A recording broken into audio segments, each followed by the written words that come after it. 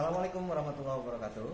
Kali ini saya akan memperkenalkan atau membahas tentang sistem pengisian pada motor repo absolute injection. Nah, sebelum kita melakukan perbaikan, pemeliharaan, juga perawatan, nah alangkah baiknya kita siapkan dulu alat yang akan kita gunakan. Yang pertama yaitu adalah obeng plus dan minus. Kemudian kunci T 1 set dari kunci 8 sampai dengan kunci 17. Lalu kunci ring 1 set dari ukuran 6 sampai dengan 21. Kemudian 2 buah tang, yaitu tang kombinasi dengan tang lonos. Nah, ada lagi di sini yaitu alat ukur, yaitu multitester yang digunakan, yaitu ada yang digital dan juga ada yang analog. Nah, baik, alat-alat ini yang akan kita gunakan untuk membuka komponen dan bodi kendaraan yang akan kita kerjakan. Baik, setelah tadi memperkenalkan alat yang kita gunakan, langkah pertama kita adalah mengukur voltase sistem pengisian pada saat kendaraan hidup. Nah, langkah pertama kita hidupkan kendaraan.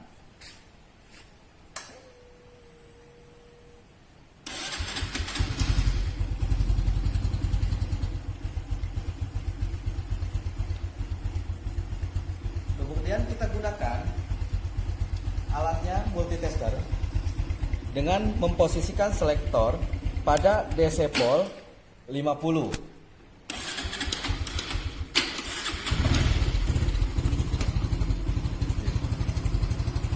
Kita hubungkan terminal positif multitester ini dengan terminal positif baterai.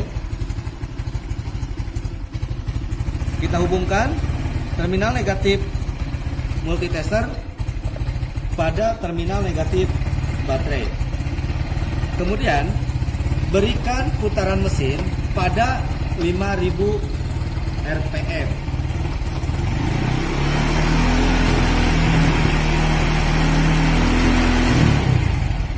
Jika hasil pengukuran voltage pengisian kurang dari 15 volt, berarti pengisian dinyatakan baik. Jika lebih dari 15 volt, maka sistem pengisian ini terlalu besar. Dan jika terjadi kurang dari 12 volt pada sistem pengisian ini, maka pengisian ini dinyatakan rusak atau mungkin bahkan tidak bekerja sama sekali. Nah, itu adalah cara menentukan voltage pengisian pada kendaraan hidup dalam 5000 rpm. Selanjutnya, setelah kita melakukan pengukuran pada voltage sistem pengisian, kita melakukan pemeriksaan pada baterai yang sudah terlepas dari kendaraan. Yang pertama, kita lihat kondisi fisik baterai, apakah masih baik atau tidak, jika terjadi keretakan atau kerusakan pada bodi baterai. Kemudian kita periksa juga terminal baterai, baik yang negatif dan positif. Nah, baterai yang kita gunakan ini adalah jenisnya baterai kering. Nah, jika kita menggunakan baterai basah, maka pemeriksaan baterai ini ada yang perlu kita lakukan lagi, yaitu seperti misalkan memeriksa kapasitas elektrolit baterai, kemudian memeriksa berat jenis elektrolit baterai. Nah, pada baterai ini kita juga dapat memeriksa tegangan yang ada atau voltasenya pada baterai tersebut. Nah, kita gunakan alat multitester. Posisikan selektor pada DC pol 50. Nah, kemudian kita pasangkan terminal positif atau kabel konektor positif pada multitester dengan terminal positif baterai. Nah, kemudian yang selanjutnya kita hubungkan kabel negatif multitester dengan terminal negatif baterai. Nah, berapakah hasil pengukuran yang dapat pada baterai ini? Nah, misalkan baterai ini terjadi kerusakan, maka baterai jenis kering ini tidak dapat melakukan perbaikan. Jadi perbaikannya adalah langsung mengganti dengan baterai yang baru sesuai dengan spesifikasi yang dibutuhkan oleh kendaraan tersebut. Selanjutnya yang akan kita lakukan adalah pengukuran komponen alternator dengan menggunakan alat multitester. Nah,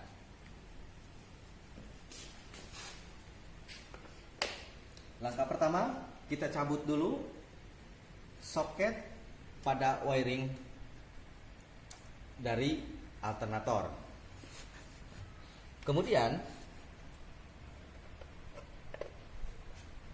kita gunakan multitester ini dengan selektor pada 1 kali ohm.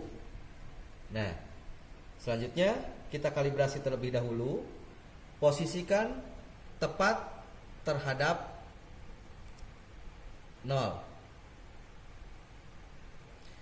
Baru kita melakukan pengukuran tahanan pada kumparan alternator. Nah, cara mengukur tahanan kumparan alternator ini, kita hubungkan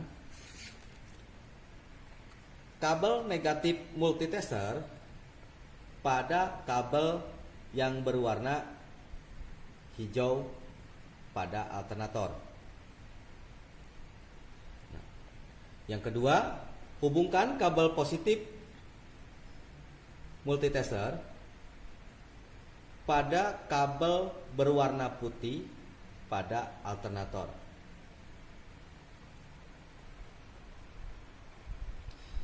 Hasil pengukuran menunjukkan kurang dari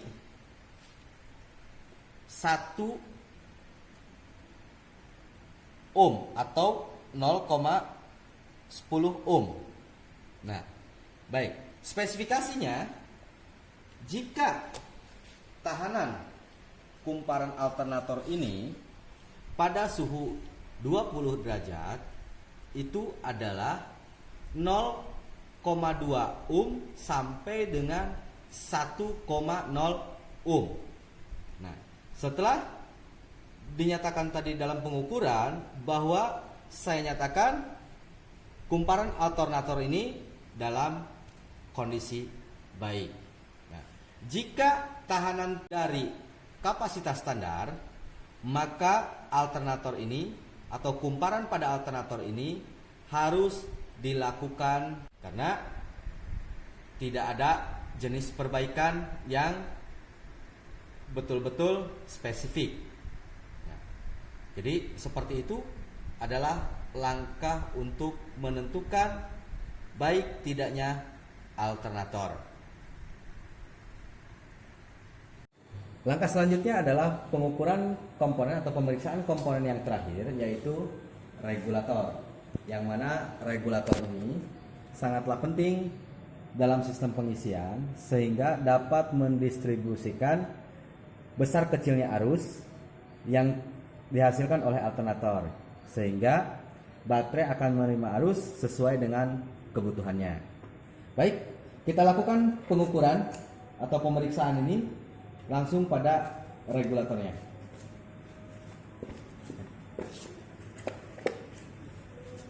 Sebelum melakukan pengukuran, kita buka dulu regulator ini dari soketnya. Kemudian kita perhatikan soket ini apakah terjadi kotor atau kerusakan terhadap soket. Jika ini terjadi kotor, maka akan menghambat pada proses sistem pengisian ke baterai. Nah, kemudian langsung kita periksa saja regulator ini dengan menggunakan alat ukur yaitu multitester. Sebelum kita melakukan pengukurannya, kita kalibrasi dulu. Kita posisikan selektor pada 1 kilo ohm.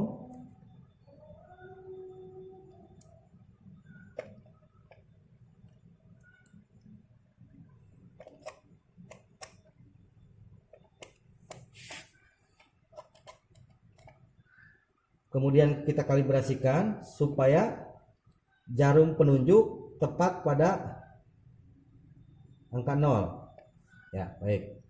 Nah, kemudian setelah kita mengkalibrasi alat ukur ini, kita lakukan pengukuran pada regulator, yang mana terminal negatif kita hubungkan dengan kabel negatif pada multitester. Nah, kabel positif multitester ini kita hubungkan dengan terminal positif rectifiernya. Nah, jika terjadi kontinuitas, maka regulator ini dalam keadaan baik. Tapi bila tidak ada kontinuitas, maka regulator ini dinyatakan rusak.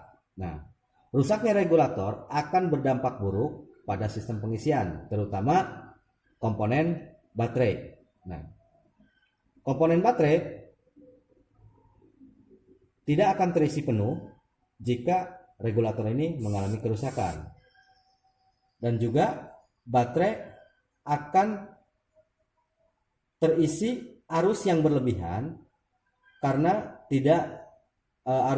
arus tersebut tidak tersaring oleh regulator ini. Nah, itu adalah pemeriksaan terhadap regulator.